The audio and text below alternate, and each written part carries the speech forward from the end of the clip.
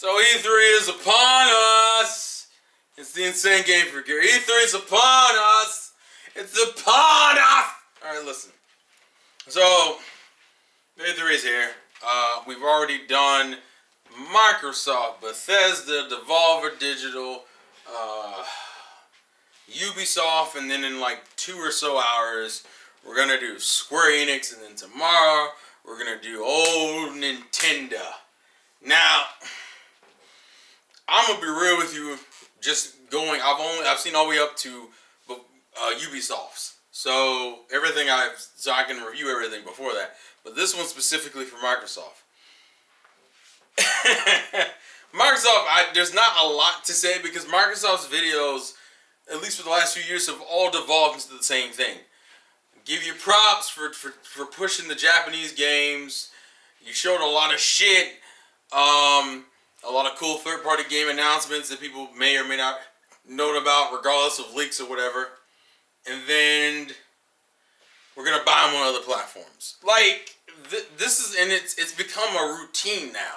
Like that's the biggest problem with Microsoft's conferences. The conference, objectively, you could sit there and go, "Oh, it was a cool conference." You know, that objectively would be like around like a 7 or 8 or 6 to 8, depending on your mood and depending on what you value. But what makes it worse is that you never buy any of this shit on the platform that the fucking conference is surrounding. You're surrounding the Xbox brand, and what are you gonna do? You're gonna buy Tales on PC or PS4. You're gonna buy Cyberpunk on fucking PS4 or PC.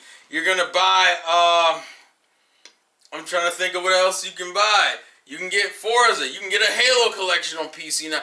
Like, it's so far fucking removed now to where I'm like, even if you show me cool shit, it kind of doesn't matter to me as much because guess what? I'm going to build my PC and play it on that. Especially with Xbox Game Pass on PC. The fuck do I need an Xbox for? Which is what confuses me. The reality is that this is the direction they want to go. And this is the direction that they're going to stay. The problem then becomes, why in the right mind would I buy this console or even the new console that you barely said anything fucking about over just either A, getting a PC, B, buying a PlayStation 4, or literally anything else? Like, why specifically would I get the new Xbox console? Because regardless of what you say about Game Pass and all of these games that come into PC, you're still trying to sell me a box at the end of the day. What's the point of the box? And that's not even talking about the other issues in this fucking conference. Because the other issues I personally have with this conference, and it's an issue that a lot of gamers have, is there's a bunch of CGI bullshit. Oh, like, forget the fact that you showed me Gears, which we expected. Forget the fact that you showed new Forza DLC. Forget the fact that you showed Halo. You still kept showing me cinematic. The most offensive fucking thing in that stupid ass conference was Gears 5 trailer for its Horde mode, or its escape mode. I forget what it's called. The Battle Royale mode. Because I was like, okay, so here's Gears 5. Here's a bullshit ass CGI trailer. Oh wait, they're doing something on stage and it zooms down. I guess we're about to go into another trailer, right? No, we're just letting you know after the conference we're going to show you footage of Gears 5. And I'm sitting there in the back going, why wouldn't you show footage of Gears 5 now? This is the second E3 it's at and it comes out in 3 months. Why not show footage at the goddamn conference? Give me a demo. Something. No, you need to watch after the conference to see footage of the fucking multiplayer mode. What? And then have like a 5-minute ass trailer for... It's so fucking stupid. Also, side note, the first time they've ever justified having the stupid car on fucking on the actual conference floor because it's a Lego car and it's DLC for Forza. I think this is the first time in a while Forza hasn't had a new game come out for it in every year. And then Halo Infinite, I'm sorry. Halo Infinite CGI trailer.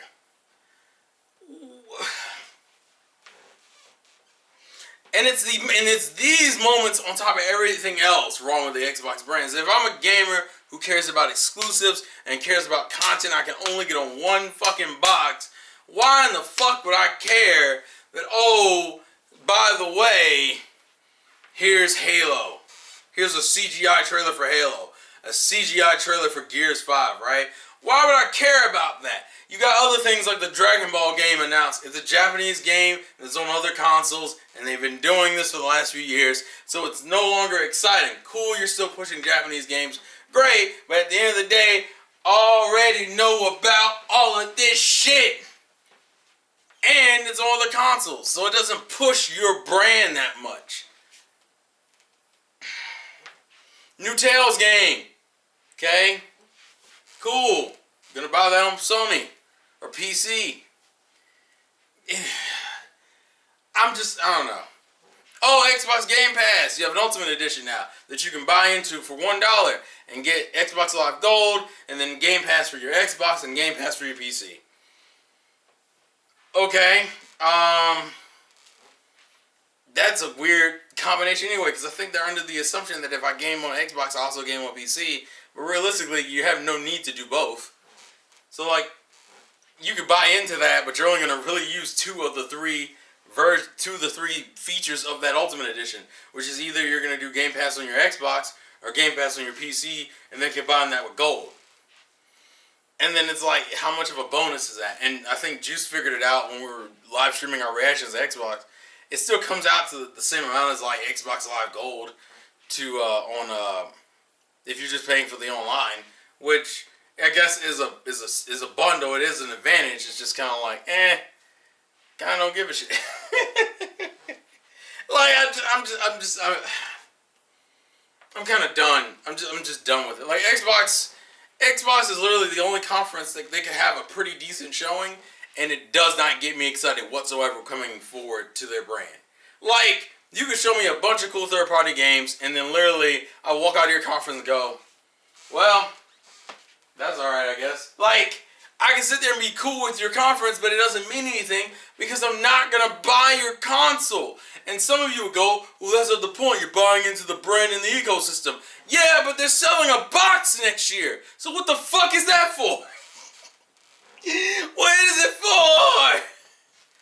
They don't care about exclusives. And like I said in my predictions, most of those companies developing games were not fucking ready to put out any games.